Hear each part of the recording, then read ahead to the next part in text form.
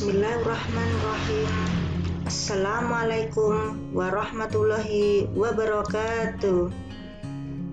Anak-anakku semuanya, baiklah, pada kesempatan kali ini kita akan mempelajari materi Mapel Seni Budaya pada semester 2 kelas 10 di SMK Negeri 1 Kemusu. Untuk kali ini kita akan mempelajari pada materi kompetensi dasar atau KD, yaitu pada 4.6 melaksanakan peniruan karya seni. Masih bersama saya, Ibu Sri Rezeki, Guru Seni Budaya SMK Negeri 1 Kemusu. Semangat pagi, semoga nanti selama pembelajaran kita selalu semangat ya. Baiklah anakku semuanya, akan kita mulai pembelajaran kita. Kali ini kita akan melihat tujuan pembelajaran kita. Karena ini masih pada pembelajaran PJJ atau pembelajaran jarak jauh atau online, maka tujuan pembelajaran kali ini adalah melalui model pembelajaran home learning, peserta didik dapat menginterpretasi dan mempresentasikan hasilnya terkait konsep budaya lewat metode daring online dengan mengembangkan nilai karakter jujur, kemandirian, disiplin, dan tanggung jawab. Maka peserta didik dapat 1. Menjelaskan pengertian ekspresi secara lisan dan atau tertulis dengan benar dan cermat. 2. Menjelaskan pengertian genre atau jenis dan fungsi seni dengan benar dan cermat. 3. Menjelaskan fungsi seni dengan benar dan cermat.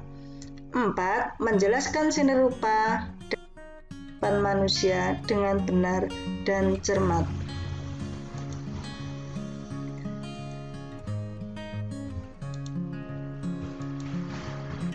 Berikutnya ya, pada materi ini yang akan kita pelajari adalah fungsi seni. A. Pengertian ekspresi. Ekspresi adalah proses ungkapan emosi atau perasaan di dalam proses penciptaan karya seni. Proses ekspresi bisa diaktualisasikan melalui media. Media apa saja yang dimaksud? Ya.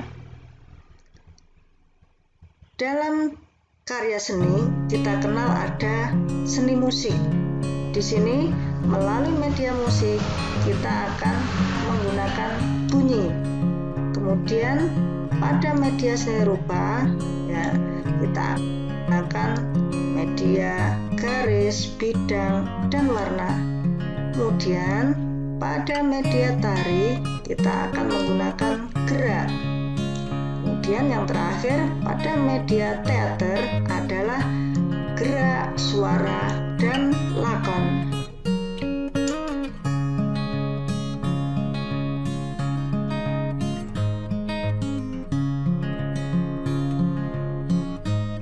P. Fungsi genre atau jenis dan fungsi seni. Menurut kritikus tari di Indonesia, Sal Murgianto, sebuah pertunjukan dapat dilakukan sebagai 1. Pertunjukan persembahan atau doa atau puji kepada arwah luhur, ungkapan bakti kepada Tuhan atau penguasa semesta alam. 2.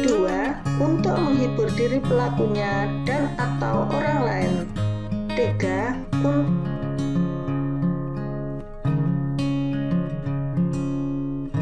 Untuk orang. 4. Untuk kenikmatan ragawi, pleasure, pelaku dan penontonnya.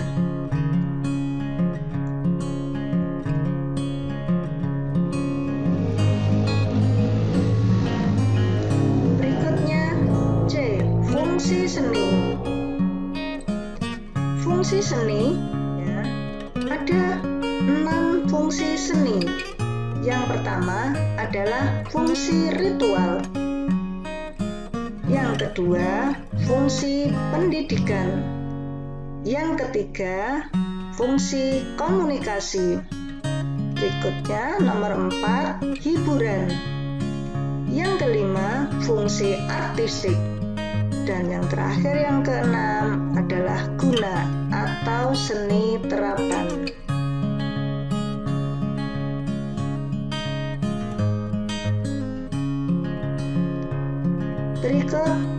penjelasannya. Fungsi ritual. Suatu pertunjukan yang digunakan untuk sebuah upacara yang berhubungan dengan upacara kelahiran, kematian, atau pernikahan. Contoh, gamelan yang dimainkan pada upacara ngaben di Bali, yakni gamelan luwang, angklung, dan gambang. Gamelan di Jawa, gamelan kodong orek, monggang, dan ageng. Beberapa contoh yang saya sampaikan itu adalah contoh fungsi seni untuk keperluan ritual. Kemudian yang kedua adalah fungsi pendidikan. Seni sebagai media pendidikan, misalnya musik. Contoh, ensemble karena di dalamnya terdapat kerjasama, angklung dan gamelan juga bernilai pendidikan karena kan kesenian tersebut mempunyai nilai sosial, kerjasama, dan disiplin.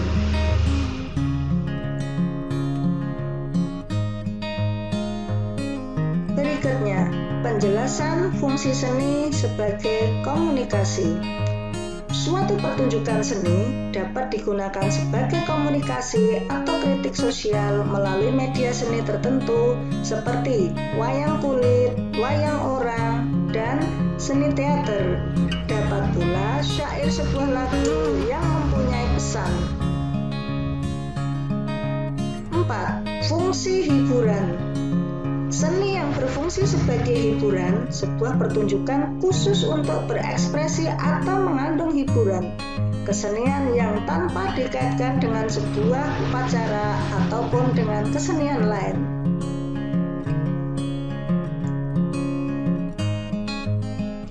5. Fungsi artistik. Seni yang berfungsi sebagai media ekspresi seniman dalam menyajikan karyanya tidak untuk hal yang komersial. Misalnya, terdapat pada musik kontemporer, tari kontemporer, dan seni rupa kontemporer tidak bisa dinikmati pendengar atau pengunjung, hanya bisa dinikmati para seniman dan komunitasnya saja. 6. Fungsi guna atau fungsi seni terapan. Karya seni yang dibuat tanpa memperhitungkan kegunaannya, kecuali sebagai media ekspresi, disebut sebagai karya seni murni. Sebaliknya, jika dalam proses penciptaan seniman harus mempertimbangkan aspek kegunaan, hasil karya seni ini disebut seni guna atau seni terapan. Contoh, karya seni yang dapat dipergunakan untuk perlengkapan atau peralatan rumah tangga adalah gerabah dan rotan.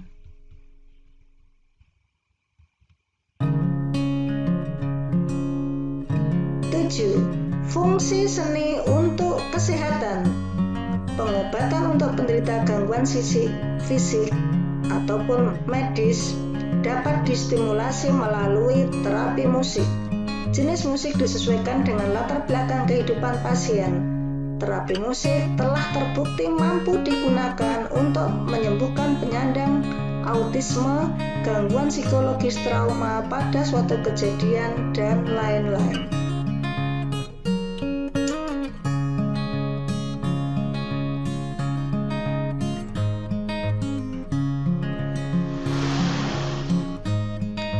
D. Seni rupa dalam kehidupan manusia.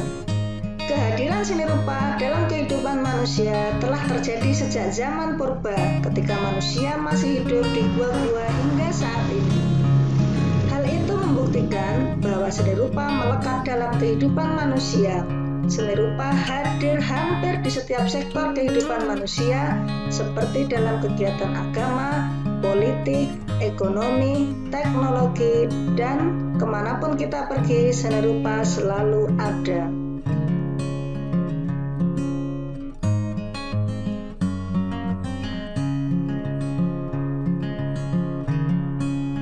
Semakin modern peradaban manusia, semakin banyak produk seni rupa yang diinginkannya untuk meningkatkan kualitas hidupnya, sehingga masa depan seni tidak akan pudar selama manusia masih memiliki rasa keindahan untuk dipuaskan. menginginkan untuk mendengar dan melihat sesuatu yang menyenangkan dan menenangkan pikiran serta perasaannya.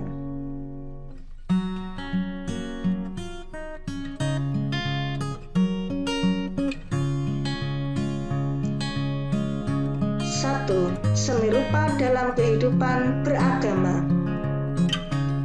Hubungan seni dan agama tidak hanya terdapat dalam seni rupa, tetapi hampir dalam seluruh cabang seni selalu berkaitan dengan agama.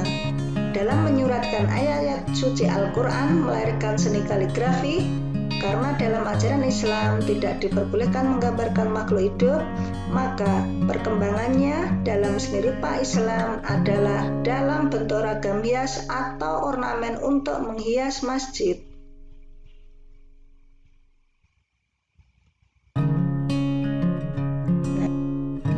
Contoh kaligrafi, hasil karya seni dalam kehidupan Islam, dalam kehidupan agama Islam.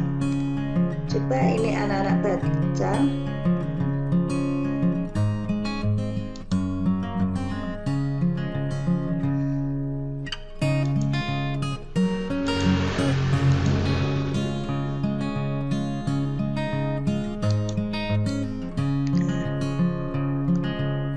Coba kalian baca, ini apa kira-kira? Muhammadur Rasulullah. Oke. Baik.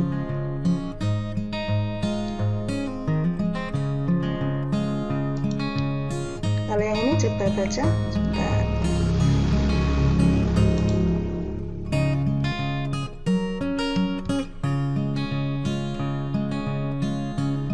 Coba kita lihat ada tulisan apa ini.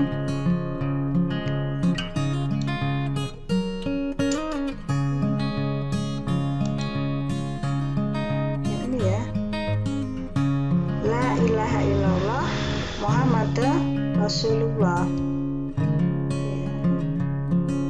Kalau yang ini kira-kira bacanya apa, anak-anak? Oke, ini adalah surat ayat kursi ya. Allahu la ilaha illa huwal hayyul qayyum la ta'khudhu sinatu wa la naum lahu ma fis samawati wa ma fil ard, dan seterusnya. Oke.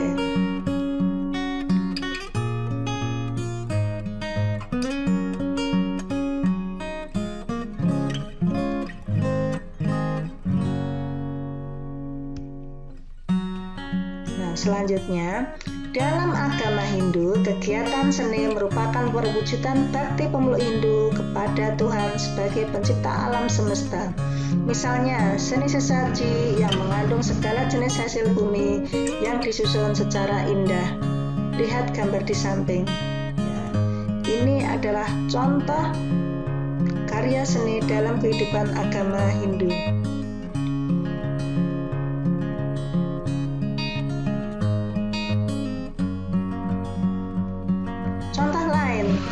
Di Candi Borobudur misalnya, ada ribuan relief dan patung yang menggambarkan kehidupan Siddhartha Gautama dan Buddha sedang melakukan mediasi.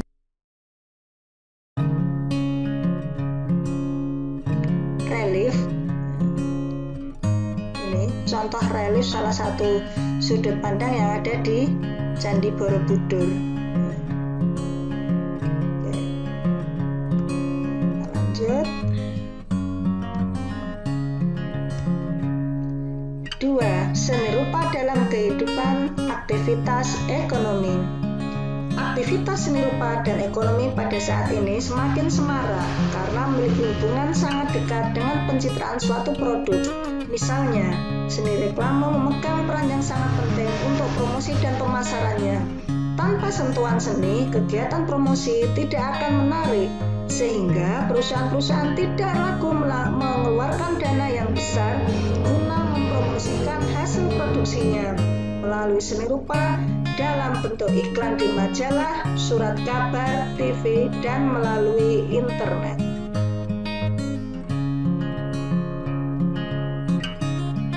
Berikut kita lihat contoh karya seni yang digunakan untuk kehidupan ekonomi, yaitu untuk iklan. Di sini kita lihat contoh iklan dari Le Mineral. Di sini ada sentuhan karya seni rupa yang akan membantu untuk meningkatkan pemasaran produk yang bersangkutan.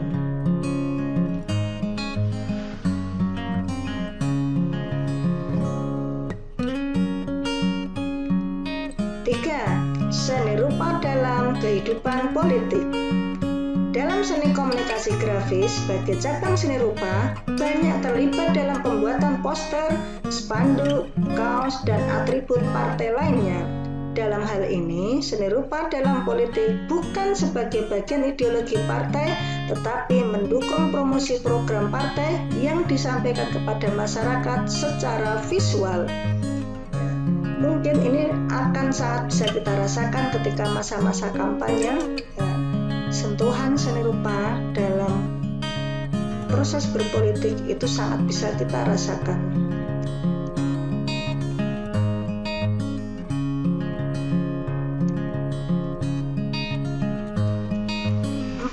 Seni rupa dalam pendidikan. Dalam menjalani kehidupannya, manusia berbeda dengan makhluk hidup lainnya. Manusia hidup dengan kemampuan cipta, rasa, dan karsanya, sedang makhluk lainnya hidup dengan menggunakan nalurinya. Dengan kemampuan yang dimilikinya itu, manusia mampu menciptakan apa yang menjadi kebutuhannya. Dan tentu kita mengetahui bahwasannya dalam pendidikan banyak sekali sentuhan-sentuhan seni rupa.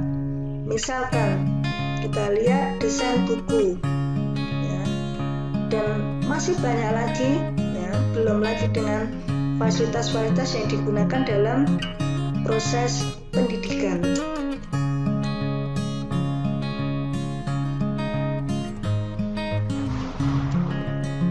Seni lahir karena kebutuhan untuk mengungkapkan pikiran dan perasaan melalui berbagai jenis media yang berhubungan dengan panca indera, media yang dapat dilihat, didengar, diraba, dibau, dan dikecap yang kemudian bermuara pada rasa dalam hati atau kalbu.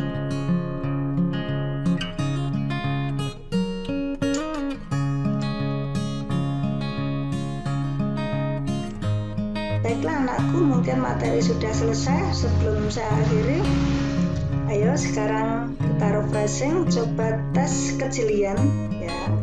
Silahkan kalian cari gambar unta pada gambar di samping. Ayo, kira-kira bisa enggak ya? Coba cek kejelian kalian, bisa enggak ya? Baiklah, selalu semangat. Salam semangka, semangat kakak.